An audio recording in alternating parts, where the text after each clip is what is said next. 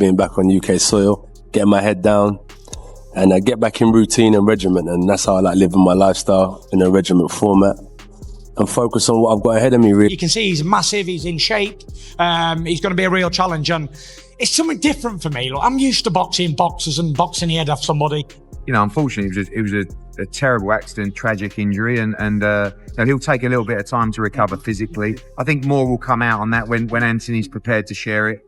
Anthony Joshua has made a statement concerning his career. And this is what he had to say. He said, quote, he said, I can't. Anthony Joshua erupted at a press conference with Tyson Fury, creating absolute chaos. Fresh from his tragic car crash, AJ stormed the room with raw intensity, interrupting Fury and Fabio, locking eyes with Fury and daring him to step up. Sparks flew, tension cracked the air, and fans felt the fight's magnitude before it even hit the ring. It's just a battle of the fittest, battle of the smartest, and the last man will be. Joshua-Fury showdown just got hotter. AJ's fire was undeniable, and Fury felt the pressure as Joshua laid down the gauntlet. Fans have waited years for this clash, and seeing Joshua promise to dominate made the moment electric. Tension, anticipation, and pure drama. This is boxing at its rawest. I'm going to be saying to him in the fight, like, beat the pussy up, call me Larry Holmes. I'm eating a jab, bang, bang, bang. And, you know, I can't wait. It's going to be an absolutely fantastic. Wardley turned heads by boldly claiming he's the superior fighter, capable of beating both Joshua and Fury. Confidence radiated from him as he stared down Fury like a challenger ready to strike suddenly.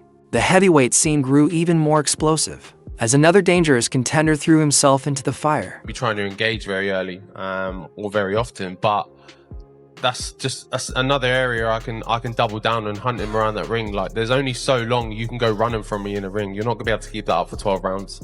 I will find you, I will hunt you down, and you will have to stand in front of me and let your hands go at one point or another. So, and at that moment, that's where Buddy Hearn confirmed this is the fight fans crave. Joshua versus Fury is the ultimate clash. AJ's work is undeniable. Fury can't ignore it. Every word from Hearn fuels the hype further. The stage is set. Fireworks are inevitable, and the world knows the showdown will happen. That people have been talking about, and the only fight people want to see, and the reason that His Excellency has been engaging in those talks with Tyson Fury is to fight Anthony Joshua. Shob has emphasized a deeper truth. Joshua's comeback is more than physical. It's mental and spiritual. Despite tragedy and time away, his confidence is unshakable. Tested and tempered by grief, AJ now stands stronger than ever.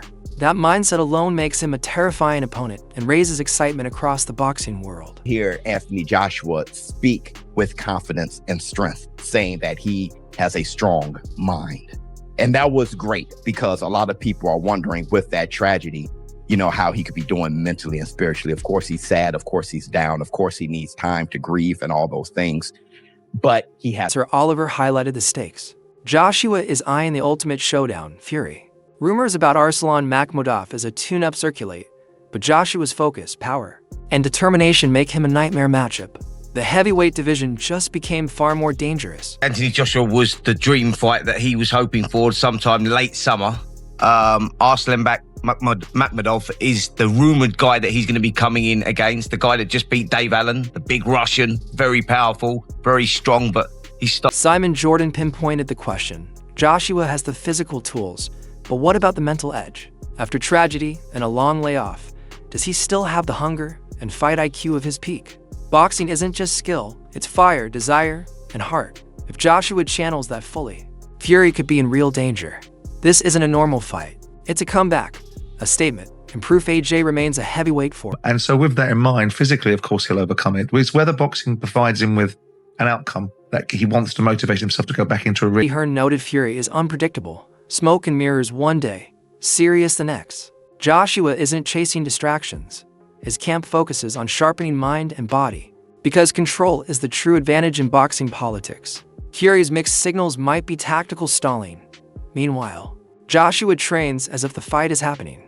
Tomorrow, when contracts are signed, the truth will come out. Either Fury commits, or we see who's truly ready. Can't ever guess what Tyson Fury's thinking or what his plan is, you know, and it's really, you just got no,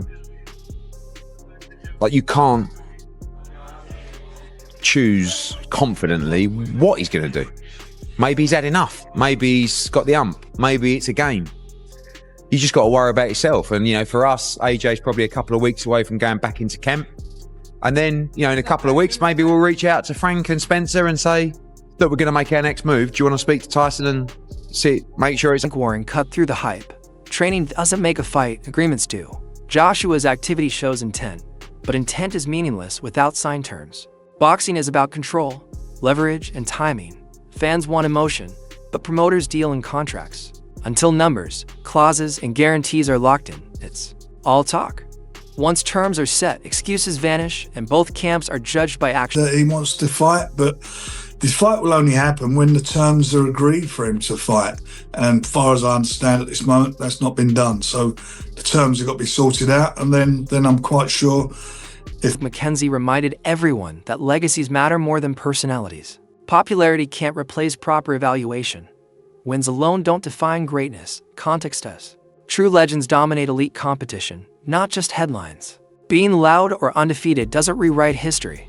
Fans can cheer Fury's moments, but until his record matches his reputation, the debate will never settle.